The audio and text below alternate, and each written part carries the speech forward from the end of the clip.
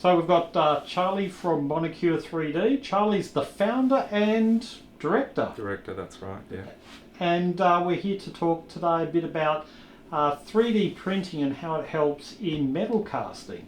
And one of the challenges we've always had is using our resin printers to print out patterns for 3D casting, but they tend to warp over time.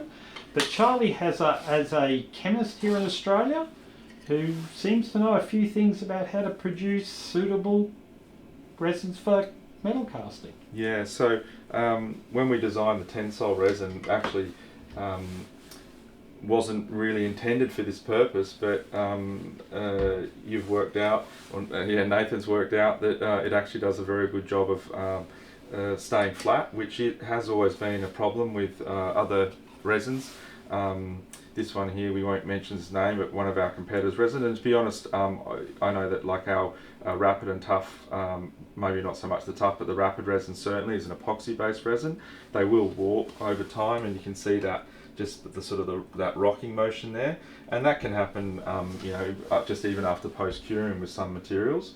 And people sometimes believe that it's from actual shrinkage. And it's actually not shrinking, it's warping, and there is a difference, right? So if you were to print a 1 by 1 centimetre cube, or 1 by 1 by 1 centimetre cube I should say, and you'd measure it with calipers, if it was shrinking, that would obviously then get smaller over time.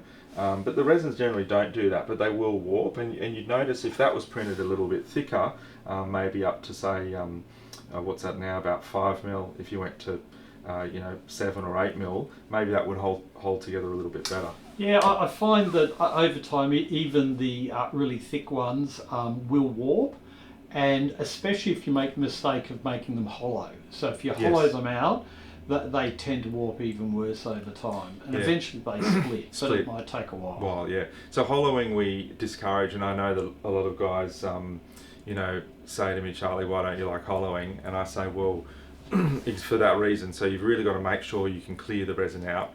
So you've got to put holes to make sure. Also trying to get the light through. So a very sort of opaque material like this, the post curing is really is key. But even with a hollow model, it is hard to get that other side to post cure, and therefore if you've got uncured resin, it can definitely cause cracking, which is definitely not what we want.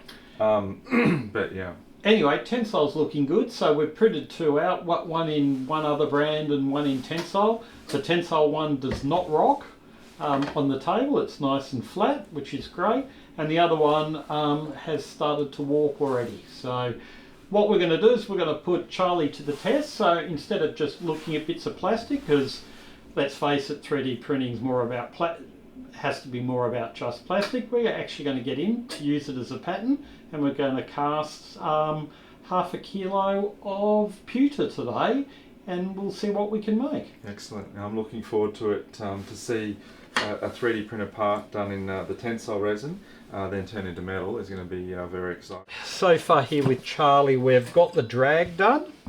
We're going to do the cope now. So the cope's the top part of it, the drag's the bottom. Yep. I know you drag it, yeah. But we're about to fill it with more Petrobond or oil bonded sand, but we don't want it to stick. So for it to not stick, we need a parting powder.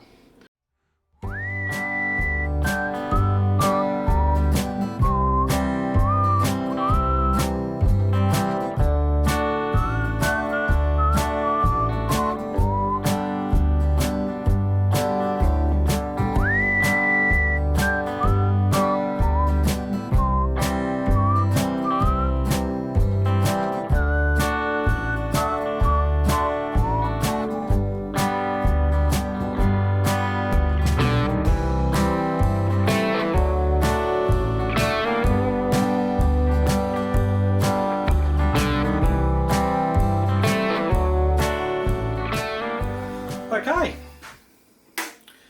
and here we go, first pour ever.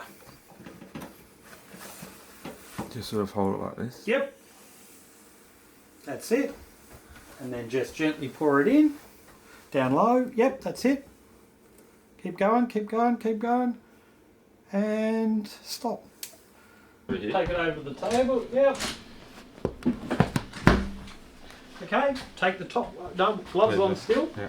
Take the top off. The cape off. And It'll take- lift up. Yep. Yeah. And turn it. And turn it over, and let's see what we got. Oh, Mate, it filled. Filled. Congratulations. very clean. It is, isn't it? Yeah, amazing. Biggest mark is where I knocked it out with that, but we're going to fix all that in a bit. So the next phase is we're simply going to cut off the gating. Mm-hmm. All right, so we're going to just cut those off. The rest goes back into the melt pile, cut that off, and then we're going to put it on the laser and put the rest of your logo on. Brilliant. And then we'll finish it. Amazing.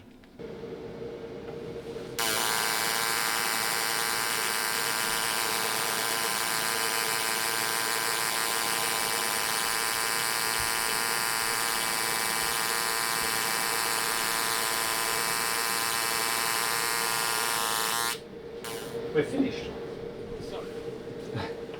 All right. All right, so what have we got there, Charlie? An absolutely amazing, incredible, heavy metal, which has come from this, which was when I arrived, 3D printed in Tensile, to this in pewter, and you know we've got a darker background with the shiny, very highly polished finish. It's looks amazing, and the laser etching here in the Monocular 3D logo just finishes it off. I'm so impressed at how fast it's been done and how good it looks, to be honest with you. Well, thanks very much, and thanks for doing work on resins for metal casting, because who wants another plastic trinket? That's it. Let's go to metal. I love metal. Let's go to metal. That's exactly for sure. right. And it's not that hard, guys. So, yeah, watch Nathan's videos and you can do stuff like this pretty easily. All right, thanks very much. Thank you.